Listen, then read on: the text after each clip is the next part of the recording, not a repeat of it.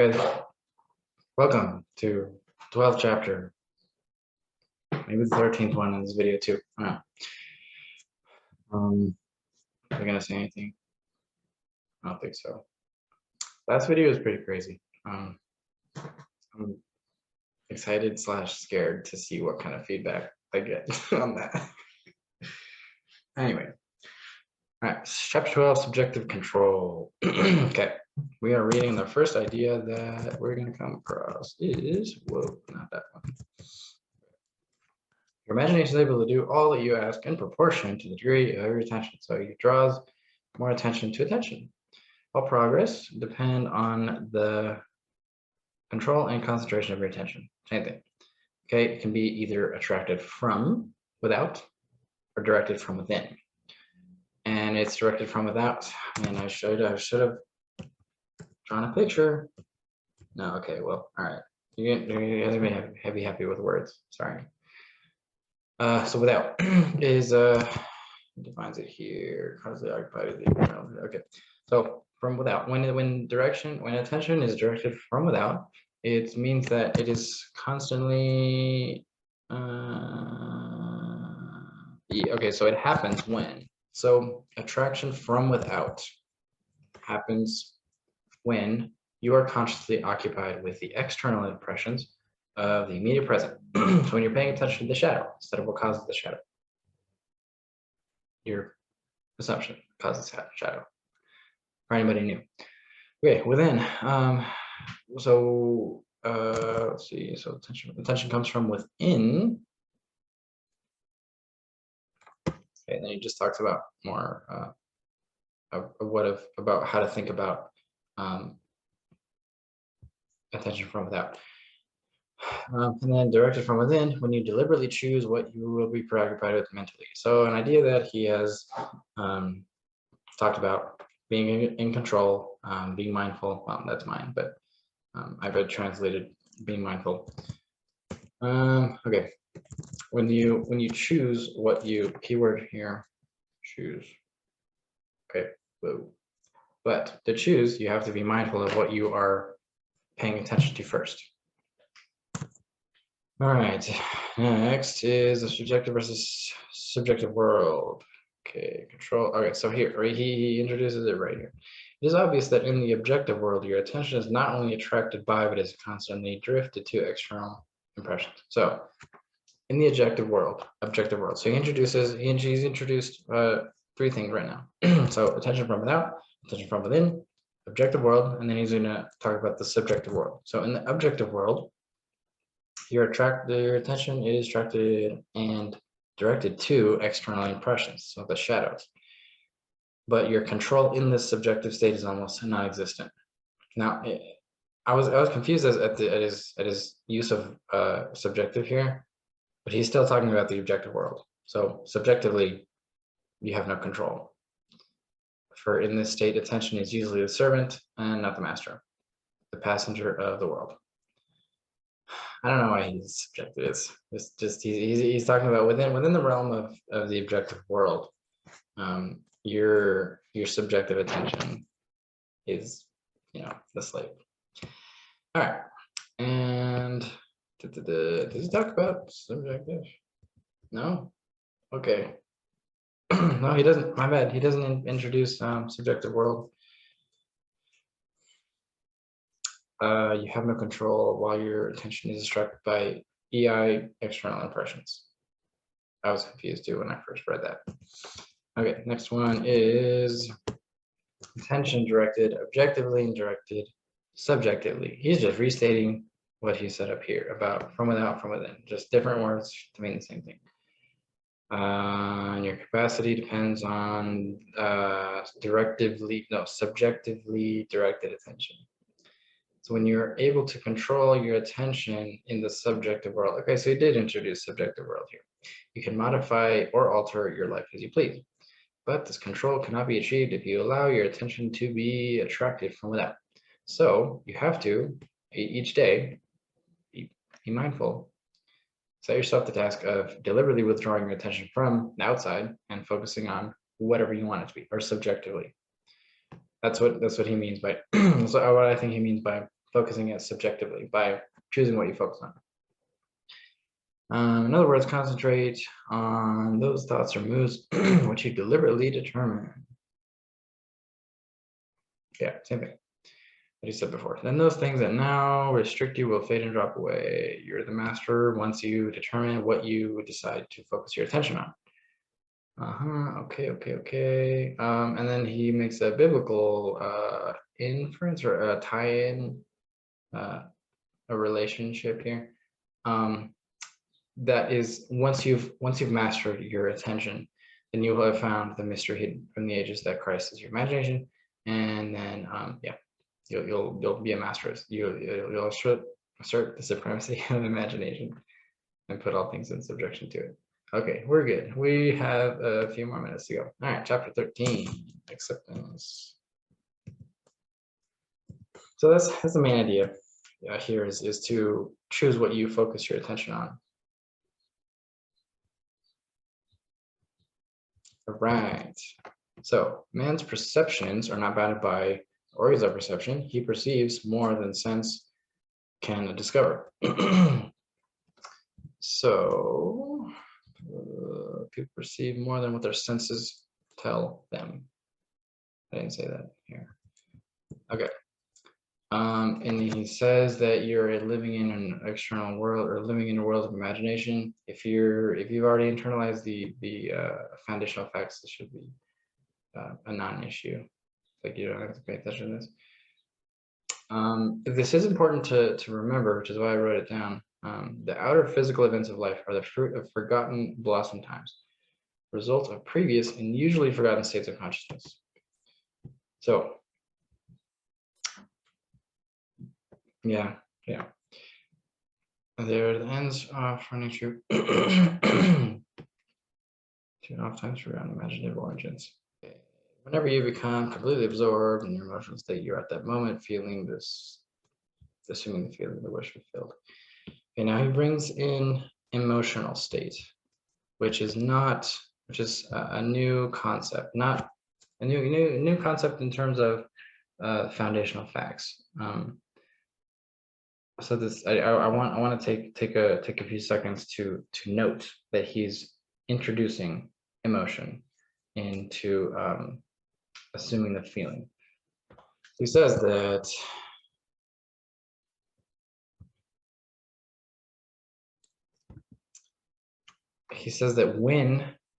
when you become emotionally absorbed, you are at the same time assuming the feeling of the wish fulfilled. So they come in tandem. And then if persisted in whatsoever you are intensely emotional about, you will experience in our world. He puts an addendum to the law of assumption, which I don't think is correct. I mean, he as far as I know, he made up the law of assumption. Maybe not, but if he introduced the law of assumption earlier without any emotional component, why is he doing this now? I think it's because it's a tool. It's a tool to self-convince. Actions, emotions. It's hard to act at all without emotions. Like if you wanna, you only do stuff because you want to do it. Yeah, you only do stuff because you want to. And so this may be a helpful tool to notice that when you are intensely emotional about something, then you'll experience it in your world. But and this is my own opinion, I don't think that you should worry about being intensely emotional. If you assume something to be true, then it will become true. After that point, you may feel like a sense of completion, and what comes with the emotion, relief, joy, ecstasy, depending on whatever. But that's my 2 cents. Is don't, even though he says when you're intensely emotional about feeling the wish fulfilled, then you'll experience it. I don't think so, but most times it may be the case. I just think that it distracts from, like, the component of emotion in the law of assumption detracts from the foundational facts, which are everything is imagination / God / consciousness. And we have some part of ourselves that is connected to that source. And we are just simple manifestations of the greater self or consciousness or God. And we, by assuming what we want to, can have some effect. Well, he says, can create our world. I think that we have some effect. We can, I mean, that he says there's no limits to what you can imagine, but that doesn't make sense to me.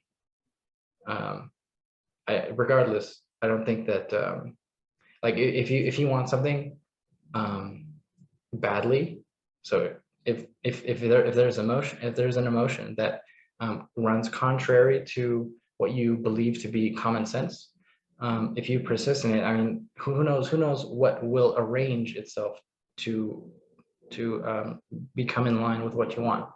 I mean, you know, people come back from the dead, and you know, like medical emergent, like there's been medical miracles, and there's all sorts of crazy shit that happens. So yeah, I think that you should just err on the side of assuming whatever you want your life to be. And this is what Neville states, I think later on in the book, and he may have done this already, but you should err on the side of assuming the best for yourself, the truest, the noblest thoughts and environment that you can imagine for yourself. And by doing that, by pursuing that avenue or route or whatever, naturally you will avoid assuming selfish things and things that won't line up with your or your wish, with your desire. Yeah, I don't know. I still think that there's bumpers for now. That's what I personally think. You can argue with me all you want until I'm shown that we can manipulate matter with our thoughts or some crazy shit like that, like instantaneously. Then I'm gonna assume that there are rules.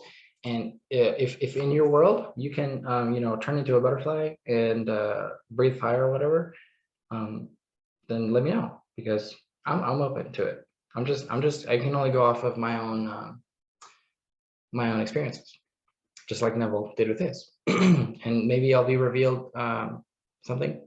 Maybe I'll have like some vision, and I'll start to preach that, but I can't preach what I don't know.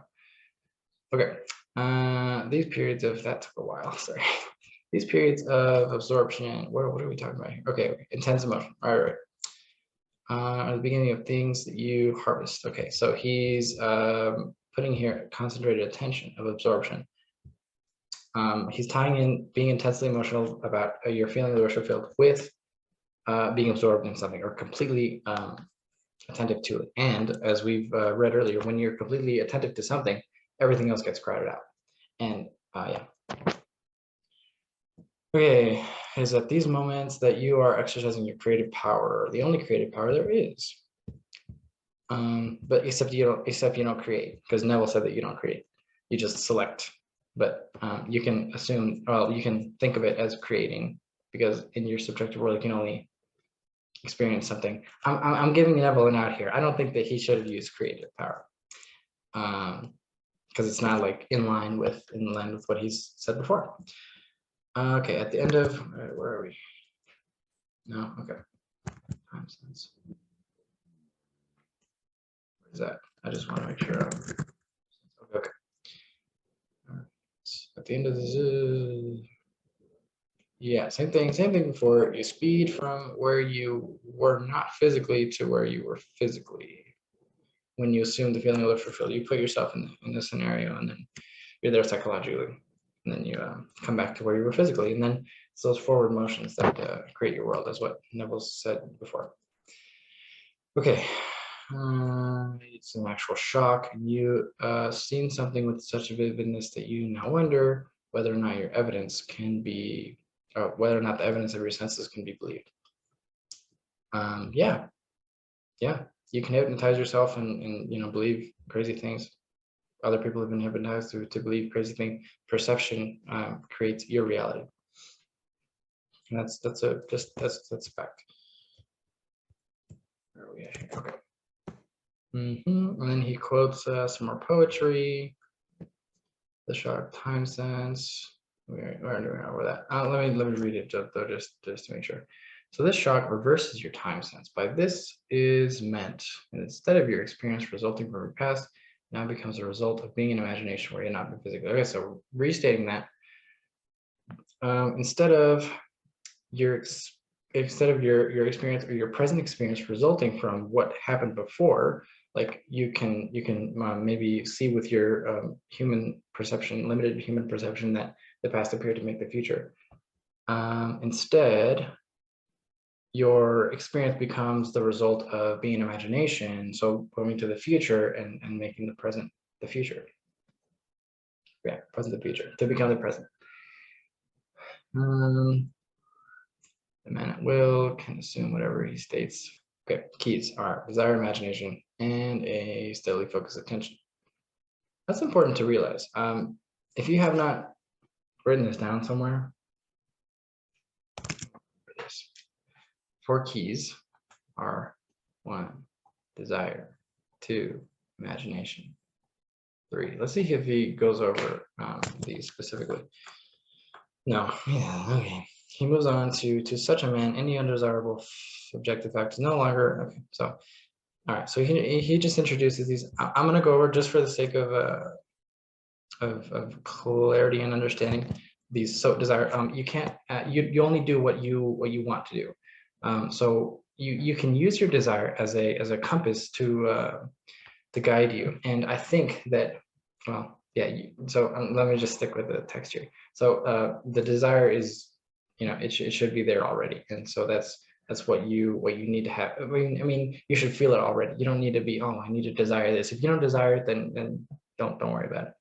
Imagination, by imagining what you want, by making the unreal real, then you push yourself towards that future. But also you have to maintain it. You have to steadily focus it and keep coming back to it. Never give up. Persist in the feeling of the wish fulfilled. Those are the keys to the kingdom. Okay, moving on. All right, tithing. We're talking about tithing here. Okay, so prove me now herewith, saith the Lord of hosts, if I will not open you the windows of heaven and pour you out a blessing, that there shall not be room enough to receive it. So the verse, and I did a deep dive, was talking about, let's see, let's actually go over to Malachi 3:10, because this is pretty interesting. Okay, cool. Bring the full tithe into the storehouse. Okay, so now it's talking about, this is the verse. I think this is the only one that has instituted an entire structure, an entire belief, an entire tradition of tithing. This one, bring the full tithe into the storehouse.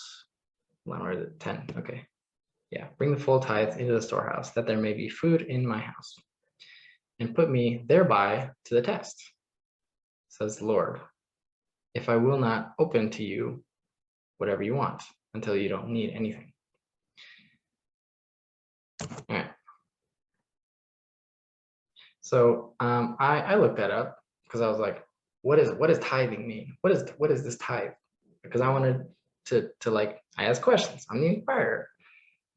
And I saw this video that I'm going to put in the description about this Neville follower who talked about tithing. And Neville's talked about tithing too. He says that tithing is not, a real thing.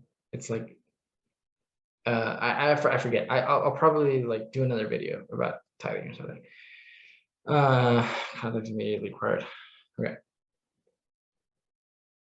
Right. And so this guy, oh man, he broke it down so well about how tithing is misunderstood, and like since from Deuteronomy, tithing means something completely different. It's like you're supposed to keep the tithe for yourself, and you're supposed to well, you're not, you're supposed to give like a, man, I forget exactly what, you can check out the video. I highly recommend it.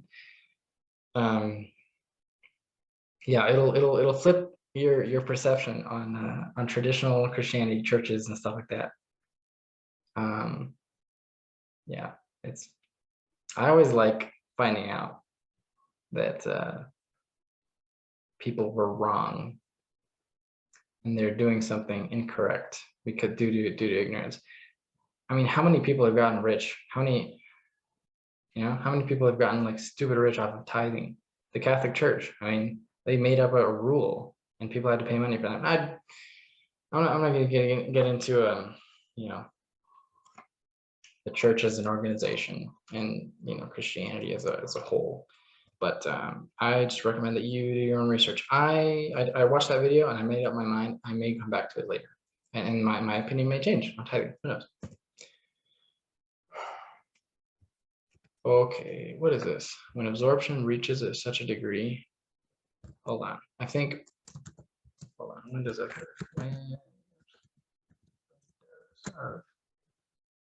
Okay. Okay. Cool. So my detective asks. It says here in the verse of Malachi that after you present the tithe, put it in the storehouse, you can ask, you test the Lord, and then the test is going to open up, or the Lord is going to open up all the gates, the floodgates to you. Okay. So right here, just left over. I thought that this was going to be in a completely different part of the book, but it's right, the next sentence. Anyway, moving on with the windows of heaven. May not be opened by Caesar of strong will, but they open up their treasures as a gift. So this is Neville's interpretation of the verse. The gift that comes when absorption reaches such a degree that it results in a feeling of complete acceptance. This is not a new idea that he's introduced. Reaching absorption of the feeling of the wish fulfilled, or your desire, or your feeling, or whatever, until it completely crowds out all the other ideas.